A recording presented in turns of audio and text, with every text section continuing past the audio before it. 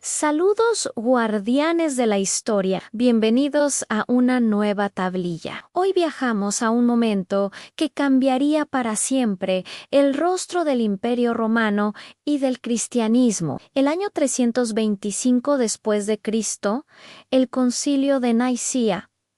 Imaginen un imperio que acaba de salir de siglos de persecución. El emperador Constantino, a través del Edicto de Milán en el 313, ha legalizado el cristianismo, esperando que esta nueva fe unifique su vasto territorio. Pero, ¿qué sucede cuando la solución se convierte en un nuevo problema? Constantino pronto descubrió que la Iglesia no era un bloque monolítico. Estaba fragmentada por una disputa teológica tan intensa que amenazaba con desgarrar el imperio desde dentro. El emperador, un pragmático hombre de Estado, sabía que tenía que actuar no por devoción, sino por supervivencia política.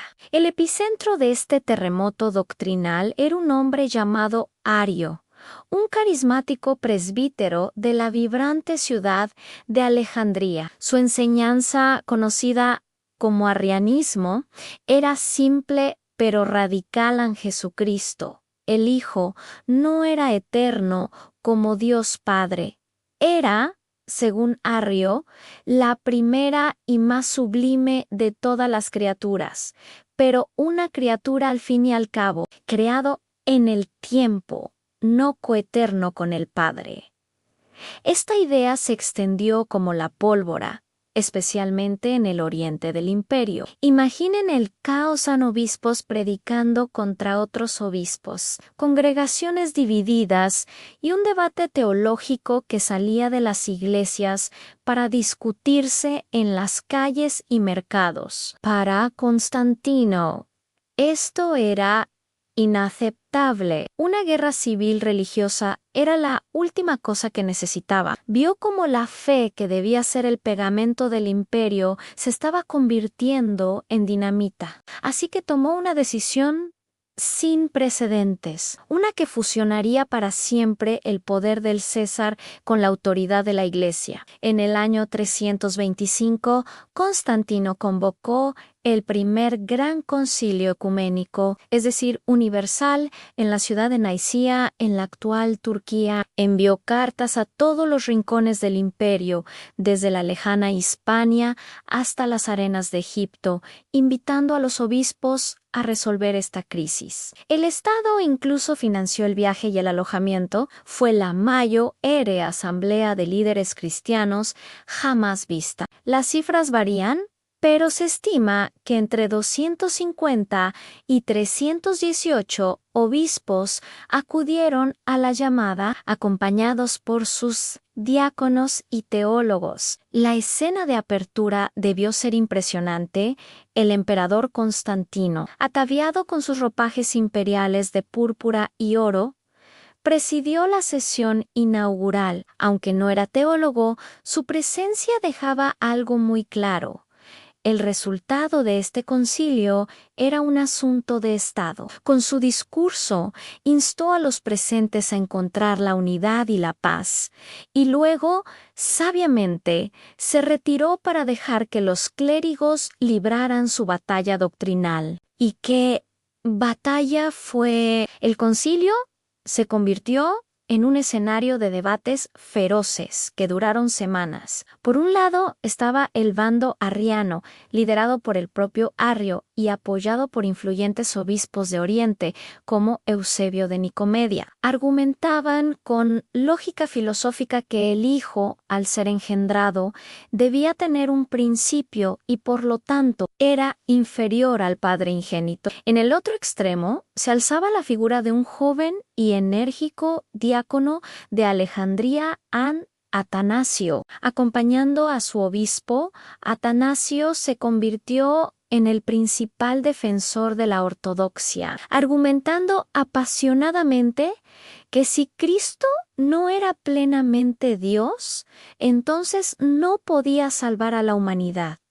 Para él, la salvación misma estaba en juego. defendía la coeternidad y la igualdad divina del Hijo, con el Padre en medio. Un grupo de obispos moderados buscaba fórmulas de compromiso para evitar una ruptura total. Las discusiones eran acaloradas, llenas de citas bíblicas, argumentos filosóficos y acusaciones mutuas. Después de semanas de un intenso punto muerto, la balanza comenzó a inclinarse. La mayoría de los obispos se sentían incómodos con las implicaciones del arrianismo. Fue entonces cuando se propuso un término que se convertiría en la clave de todo el debate, una palabra griega que cambiaría la historia: homoousios. Esta palabra significa de la misma sustancia o consustancial. Al aplicarla a Cristo, se afirmaba que el Hijo compartía la misma esencia divina que el Padre, que no era una criatura,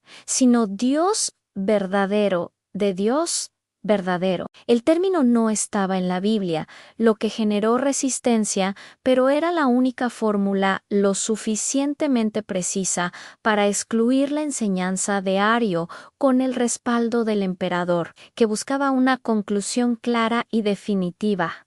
La facción de Atanasio logró imponer su visión. La mayoría de los obispos, presionados por la autoridad imperial y convencidos por los argumentos teológicos, aceptaron firmar la nueva declaración de fe. El resultado más importante y duradero del concilio fue, por supuesto, la redacción del Credo de Nicea. Este no era solo un documento teológico, era el primer gran símbolo de fe diseñado para ser aceptado por toda la cristiandad. En sus líneas se afirmaba sin ambigüedades la plena divinidad del Hijo, usando el término clave homoousios. Condenaba explícitamente el arrianismo como herejía, anatematizando a quienes dijeran que hubo un tiempo en que el Hijo no existía. Aunque la divinidad del Espíritu Santo se desarrollaría más a fondo en concilios posteriores,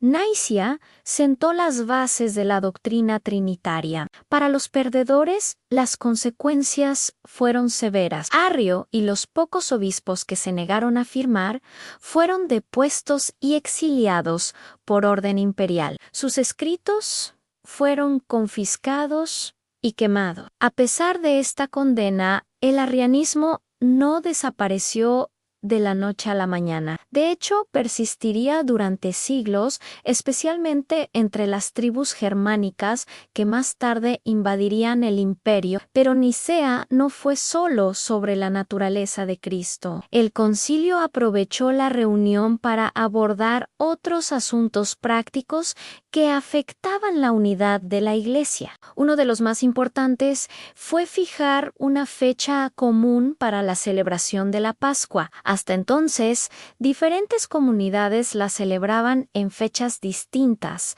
a menudo dependiendo del calendario judío. El concilio decretó que la Pascua debía celebrarse el primer domingo después de la primera luna llena de primavera, unificando la festividad más importante del cristianismo en todo el imperio. Además, se establecieron una serie de cánones o reglas sobre la disciplina clerical. Se legislaron normas sobre la ordenación de obispos, la estructura de las provincias eclesiásticas y el comportamiento moral del clero, sentando las bases para la organización jerárquica de la Iglesia católica y ortodoxa que conocemos hoy. En esencia, Nicea fue también un acto de organización administrativa a gran escala. No podemos entender Nicea sin analizar el papel crucial de Constantino. Él no era un teólogo profundo. Su interés era principalmente político. Actuó como un mediador pragmático y, en última instancia, como el juez que inclinó la balanza. Su objetivo era el consenso, y no dudó en usar su autoridad imperial para imponerlo. Al presidir el concilio y respaldar sus decretos con el poder del Estado, Constantino forjó un nuevo modelo de relación entre la Iglesia y el imperio. Se Otto proclama, obispo de lo externo, el guardián terrenal de la unidad y el orden de la Iglesia, mientras dejaba los asuntos doctrinales internos a los clérigos. Esta alianza, conocida como cesaropapismo, donde el poder secular interviene en los asuntos eclesiásticos, marcaría la historia de Europa durante toda la Edad Media y el Imperio Bizantino. Para bien y para mal, la cruz y la corona comenzaban un largo camino juntas. Nicea no fue solo un evento religioso, fue la inauguración de la cristiandad imperial. El Concilio de Nicea fue, sin duda, un punto de inflexión monumental. Primero, le dio a la Iglesia una doctrina común y unificada, encapsulada en un credo que ha resistido la prueba del tiempo. Segundo, fortaleció la autoridad de los concilios ecuménicos como la máxima instancia para resolver disputas doctrinales, un modelo que continuaría durante siglos. Y tercero, marcó el nacimiento de una nueva era, la de la cristiandad imperial. El Imperio Romano ya no se concebiría sin la cruz. La fe que una vez fue perseguida ahora estaba inextricablemente ligada